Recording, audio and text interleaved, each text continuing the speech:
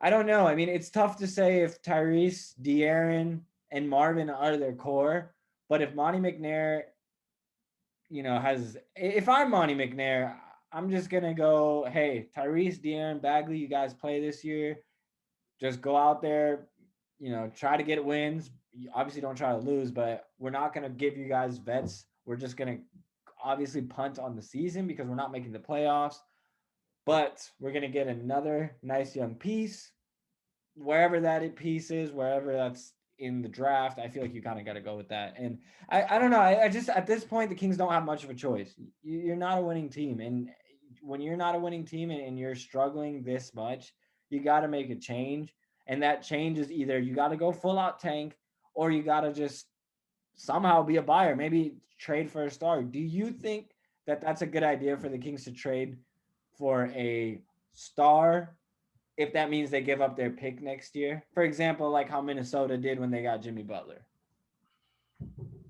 I'd see how committed he is first, but it depends what kind of caliber player pops up. Like if a Devin Booker would pop up, absolutely get rid of the pick. Like if a young guy pops up, go for it. But like if a guy who's like 30 or even like 28 or older, I probably wouldn't do it only because it doesn't really fit the timeline, right? And I don't know. I would definitely talk to De'Aaron about it though. Like I said, De'Aaron's the X factor in all the moves you guys make because you got to keep him happy. You got to. I mean, there's no doubt he's the guy for the franchise now. So do what he wants. Now, to an extent, don't pull what LeBron did with Miami and draft Shabazz Napier. Yeah, don't do all that. Just no, that's bad. But just get his input. I agree. You want to get his input, but like you said, I would be cautious on that too much because you don't want to hear everything that De'Aaron's going to say and follow him because he's not the GM. There's a reason why you have a GM. To me, you said a young guy, but how many young guys? Okay, what young guys do you trade the first round pick for? Are you like, what is the limit at what you're going to trade that first round pick for? Because at the end of the day, how many teams that are veteran teams or that are playoff teams are going to give you their star? Probably not many. So that just leaves you with the bad teams. Who do you see? Like, give me an example of someone you could see that could be traded for that pick. Let's say Minnesota is just ready to hit fresh start. They've tried with Karl-Anthony Towns. It's not going to work. They wasted time trading for D'Angelo Russell. They're probably going to have a top 3 pick this year.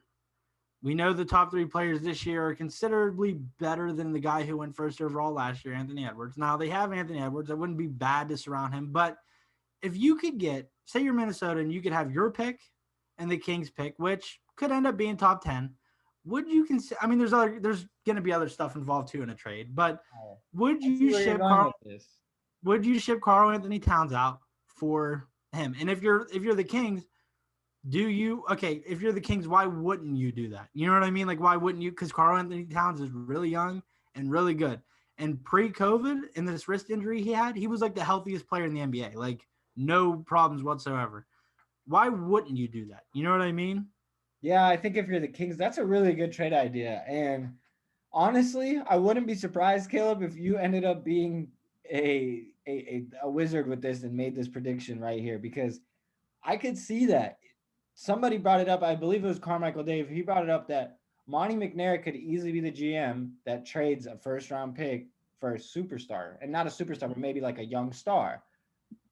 Now, if they get like a top 5 pick, could they package that with, say, a Marvin Bagley and maybe like another protected first for Karl-Anthony Towns? Would Monty McNair do that? Probably, because that gives you 2 stars in the same window, and you make Fox happy. I could see that. I could totally see that. I don't know many other teams, but I think Karl-Anthony Towns is the perfect example. Hey, then that would give Minnesota the flexibility to draft a Evan Mobley, and possibly if your draft ends up around 7 or 8, possibly like a Scotty Barnes or something. And then, walking into the season with D'Angelo Russell, Anthony Edwards, random player at the 3, Scotty Barnes and Evan Mobley at the 4 and the 5, that's not a bad young group. Like, that's a very solid young group to build with. Could they do that? Maybe. Or they could even have Bagley too, because there's so many possibilities. And I think Minnesota's approaching that timeline where they have to think like, do we ship him out and get a ton of young assets and figure it out?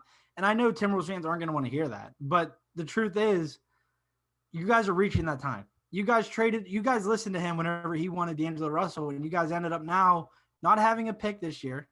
Well, you guys probably will get your pick this year because it'll probably be top 3.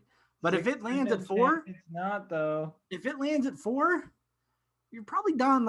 You're done for Karl Anthony Towns is done in Minnesota if that happens, because you can't trade for anybody with that pick. Then there's no conceivable way of adding talent to the roster.